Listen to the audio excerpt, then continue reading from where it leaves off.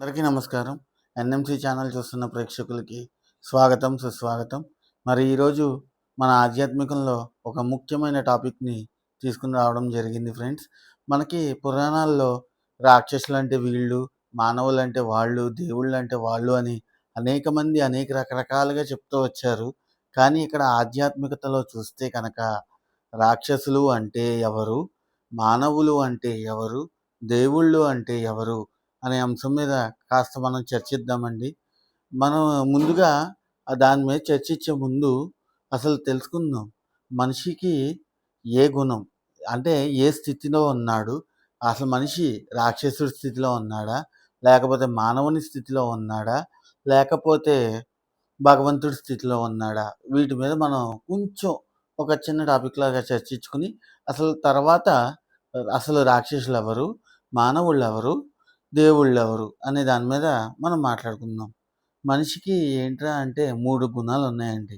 ఏమేం గుణాలయ్యి? తమోగుణం, రజోగుణం, సాత్విక గుణం. అవునా? మనిషికి ఈ 3 గుణాల్లో తమోగుణం, రజోగుణం ఏం చేస్తాయంటే నేను, నాది, స్వార్థం, అసూయ ఇలాంటివన్నీ వెంటాడుతూ ఉంటాయి. దాన్ని బట్టి వాళ్ళు ఏం చేస్తున్నారో, వాళ్ళు ఎందుకు చేస్తున్నారు అనే దాని మీద వాళ్ళకి తెలీదు. అందుకే మనిషికి ఎప్పుడూ కూడా సాత్విక గుణం ఉండాలి. ఈ తమోగుణం, రజోగుణం ఉన్నంత సేపు ఏమవుతుందంటే 2 రకాలుగా ఆలోచించి ఎటు వెళ్ళాలో తెలియక సతమతమవుతూ ఉంటారు. కాబట్టి మనిషి ఎప్పుడు ఆచరించాల్సిన గుణం సాత్విక గుణం. ఓకే. ఇప్పుడు మనం వీడియోలోకి వెళ్దాం. మన టాపిక్‌లోకి. అసలైన టాపిక్‌లోకి. అసలు రాక్షసులు అంటే ఎవరు?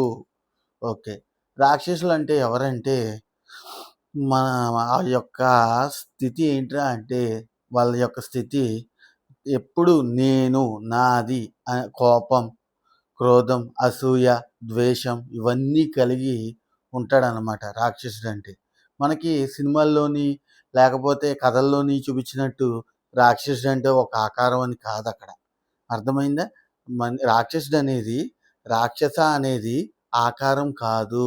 కేవలం అది ఒక మనిషి యొక్క గుణమే. మనిషి యొక్క ప్రవర్తనే తను మానవుడా? రాక్షసుడా? అనేది తెలియజేస్తుంది. ఇప్పుడు మనిషి ఎవరైతే నాన్ వెజ్ తింటూ ఉన్నాడో అతను ఖచ్చితంగా రాక్షసుడి కిందే లెక్క. మరి రాక్షసులు పురాణాల్లో చూస్తే రాక్షసులు మనుషుల్ని వండుకొని తినేవారు. మనుషుల్ని పీక్కు తినేవారు అంటూ ఉంది.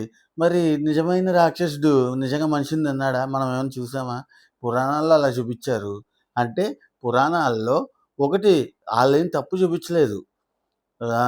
పురాణాల్లో చూపిచ్చింది ఏంట్రా అంటే మనిషి రాక్షసుడిలా నడుచుకుంటున్నాడు. రాక్షసుడు చేసే పనేంటి అంటే మానవుల్ని, జంతువుల్ని హింసించి తినడం. మానవుల్ని, జంతువుల్ని హింసించి తినేవాడిని రాక్షసుడు అంటారు. దీన్ని బట్టి రాక్షసి యొక్క గుణం ఏంటో మీకు అర్థమైంది కదా! ఇప్పుడు మానవుడు జీవహింస చేసి చికెన్‌ని అంటే కోడిని, మేకని, చేపని, రొయ్యని తినడం మానవుడి యొక్క గుణమా? లేకపోతే రాక్షసుని యొక్క గుణమా? అది మీకే వదిలేస్తున్నా. నేను చర్చించను దీని మీద. ఓకే. ఇది మెయిన్ పాయింట్. రాక్షసుడు అంటే ఎవరు? మానవుడు అంటే ఎవరు? మానవుడికి 2 రకాల గుణాలున్నాయండోయ్! ఇక్కడ రాక్షసుడికి ఒకటే గుణం తమో గుణం. సారీ రజోగుణం. రజోగుణం. కానీ ఇక్కడ మానవుడికి 2 రకాల గుణాలున్నాయి. తమోగుణం, రజోగుణం. అంటే ఏం చేస్తాడో అతనికి తెలీదనమాట.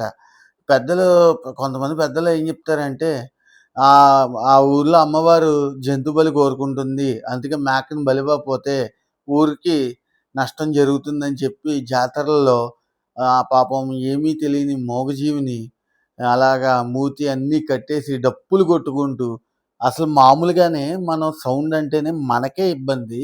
ఆ నోరు లేని జీవికి అంతంత గట్టి గట్టిగా డప్పులు కొట్టి ఊరంతా ఊరేగించి అక్కడ ఆ ప్లేస్‌కి తీసుకెళ్ళి ఆ జంతువుని బలి చేస్తున్నారు. అది మానవుడికి ఏ గుణం కింద తీసుకోవాలి దాన్ని? రాక్షస గుణం కింద తీసుకోవాలా? లేకపోతే ఏ గుణం కింద తీసుకోవాలి? అది కూడా మీకే వదిలేస్తున్నా. ఓకే. ఇప్పుడు మెయిన్ పాయింట్ ఏంటంటే మనిషి యొక్క గుణం ఏంట్రా అంటే 2 గుణాలేంటి? తమోగుణం, రజోగుణం. ఈ 2 గుణాలు ఏంట్రా అంటే మనిషి సరైన పద్ధతిలో నడుచుకుంటూ సరైన స్థితిలో ఉంటే తను మానవుడవుతాడు. ఏ విధంగా అంటే సరైన స్థితి ఏంట్రా అంటే చక్కటి ఆహారాన్ని తీసుకోవాలి. శుద్ధ సాత్విక ఆహారాన్ని. ఏదది శుద్ధ సాత్విక ఆహారం? కోళ్ళు, మేకలునా? కాదు. కాయగూరల ఆహారం అన్నమాట. అంటే ప్రకృతి నుంచి వస్తున్న ఆహారం ఏదైతే ఉందో చెట్ల నుంచి వచ్చే ఆహారం ఏదైతే ఉన్నదో దాన్ని మనం తీసుకొని దాన్ని మనం ఉపయోగించుకుంటే మనకి ఎంతో బాగుంటుందనేసి అంటే మనిషి యొక్క స్థితి మానవ స్థితికి వస్తుంది. మానవుడు ఎప్పుడైతే పరిపూర్ణంగా కేవలం శాకాహారాన్నే భుజిస్తాడో అతను మానవుడి స్టేజ్ అన్నమాట. ఇప్పుడు దేవుళ్ళ స్టేజ్ ఏంటో చెప్పుకుందాం. ఇప్పుడు దేవుళ్ళు అంటే ఎవరు? దేవుళ్ళు అనే వాళ్ళు ఎక్కడి నుంచైనా ఊడిపడ్డారనుకున్నారా? పైనుంచి అక్కడ ఊడిపడలా. ఆయన కూడా ఒక తల్లి గర్భాన జన్మించి తను అంచెలంచెలుగా ఎదుగుతూ తన యొక్క శైలిని పెంచుకుంటూనే దేవుడయ్యాడు. వాళ్ళకి ఎగ్జాంపుల్ ఎవర్రా అంటే మనకి రాముడు, కృష్ణుడు, షిరిడి సాయిబాబా, ఆంజనేయ స్వామి వీళ్ళందరూ కూడా ఎవరు? దేవుళ్ళే. ఏ విధంగా దేవుళ్ళయ్యారు? మానవుడి నుంచే దేవుళ్ళయ్యారు. డైరెక్ట్ పుడుతూనే వాళ్ళు దేవుళ్ళు అయిపోలా. అర్థమైందా? ఎవరి అంశతో అయినా పుట్టచ్చు. పెద్దలు చెప్తా ఉంటారు. విష్ణుమూర్తి అవతారం రాముడు, మహాశివుని అవతారం ఆంజనేయ స్వామి, అలాగని ఏవో కథలు ఉంటాయి. కరెక్టే. కథలు ఇన్ని రకాలుగా ఉన్నా వాళ్ళు అవతారాలు అయితే ఎత్తుండొచ్చేమో కానీ వాళ్ళు మానవ రూపం నుంచే వచ్చారు. ఇక్కడ ఇంకొక మెయిన్ పాయింట్ చెప్పుకోవచ్చండి. ఇప్పుడు రాక్షసుల దగ్గర జ్ఞానం నేర్చుకోవచ్చు, మానవుల దగ్గర జ్ఞానాన్ని నేర్చుకోవచ్చు, దేవుళ్ళ దగ్గర జ్ఞానం నేర్చుకోవచ్చు. రాక్షసుడి దగ్గర ఉన్న జ్ఞానం నేర్చుకోగలిగితే నిజంగా చాలా బాగుంటుంది. రాక్షసుడు ఎంత జ్ఞానవంతుడో ఒక్కసారి ఒక చిన్న ఎగ్జాంపుల్గా చూసుకుందాం మనం. రావణాసురుని తీసుకోండి. ఆయన ఒక మనిషే. ఆయన పరమశివ భక్తుడు. ఆయనకి ఎంత జ్ఞానమో తెలుసా మీకు? ఆయన దగ్గర ఉన్న జ్ఞానంలో 10% మనం తీసుకుంటే ఆయన యూజ్ చేసుకునే విధానం బట్టి కూడా ఉంటుందన్నమాట. ఆయన ఎంతసేపు ఒక అమ్మాయి మీద అంటే సీతమ్మదేవి మీద కోరికతో ఆయన జ్ఞానాన్ని కోల్పోయి అజ్ఞానంలో బతికాడు కాబట్టి ఆయన రాక్షసుడు అయ్యాడు. మరి రాక్షసుడు కుమారుడైన ప్రహ్లాదుడు ఎటువంటి వాడు? ఆయన ఆయన అందరిలోని దేవుడు ఉన్నారు, అందరిలోని విష్ణుమూర్తి ఉన్నాడు అనే జ్ఞానాన్ని బోధిస్తూ అవసరమైతే ఆ విష్ణుమూర్తి ఆ స్తంభంలో ఉంటాడు అని కూడా చూపిస్తూ అయితే స్తంభాన్ని పగలగొడతాను విష్ణుమూర్తిని రమ్మనంటే విష్ణుమూర్తి ఎలా వస్తాడు? నరసింహ అవతారంలో వస్తాడు. కేవలం ఆ బాలకుడిని కాపాడడానికే కాదు, అతను ఆ బాలకుల్లో ఉన్న జ్ఞానానికి మైమరిచి అక్కడికి రావడం జరుగుతుందన్నమాట. దీన్ని బట్టి చూసుకోండి మనిషి యొక్క గుణాలు ఏ స్టేజ్లో ఉండాలి. తమో గుణం, రజోగుణంలో కనుక ఉండిపోతే ఎప్పటికీ నువ్వు రాక్షసుడి కిందే లెక్క. నువ్వు రజోగుణాన్ని, తమో గుణాన్ని వదిలేసి సాత్విక గుణంతో ముందుకు ఎప్పుడైతే అడుగు వేస్తావో నువ్వు మానవుడి గుణానికి కొంచెం దగ్గరికి వస్తావు.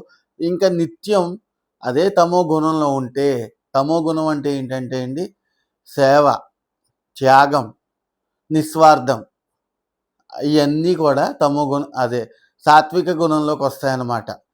ఇవన్నీ కూడా సాత్విక గుణంలోకి రావాలంటే మనం నిత్యం సాధన చేయాలి. సాధన చేయాలంటే చక్కగా నువ్వు తీసుకునే ఆహారాన్ని బట్టే వ్యవహారం ఉంటుందని అంటూ ఉంటారు. ఎస్, ఆహారంతో వ్యవహారం ఎప్పుడైతే జరుగుతుందో ఇలాగా ప్రతిదీ కూడా మంచిగా ముందుకెళ్తూ మన ధ్యాన సాధన ముందుకు అవుతుంది.